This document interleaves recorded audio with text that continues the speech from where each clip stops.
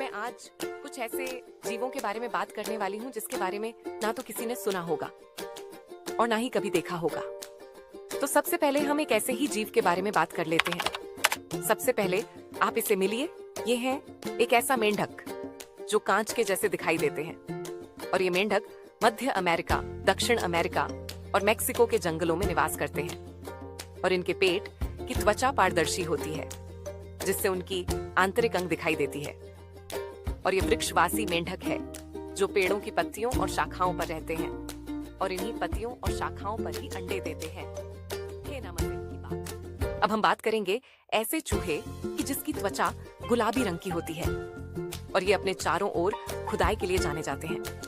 इसका नाम है पिंक फेरी आर्माडिलो। ये एक छोटा सा जीव है। ये दुनिया के सबसे छोटे आर्माडिलो प्रजाति है और ये केवल मध्य अर्जेंटीना के शुष्क घास के मैदानों और रेतीले में पाई जाती है। इसका नरम, पतला और गुलाबी रंग का कवच होता है। यह अपना अधिकांश समय भूमिगत बिल में बिताते हैं और खतरा आने पर कुछ ही सेकंड में रेत में छिप जाते हैं। अब हम बात करते हैं दूसरे जीव के बारे में, यानी कि समुद्री सुअर के बारे में। क्या आपने कभी भी इसका नाम सुना? नहीं सुना होगा। मैं बताती हूँ।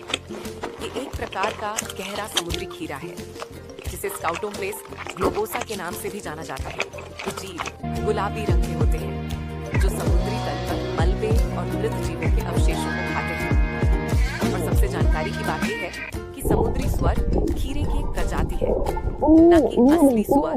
और ये समुद्र की सबसे गहरी, अंधेरी और ठंडी जगहों पर समुद्र तल पर रहते हैं। चलिए अब एक और ऐसे ही जीव पर भी गौर फरमा लेते हैं।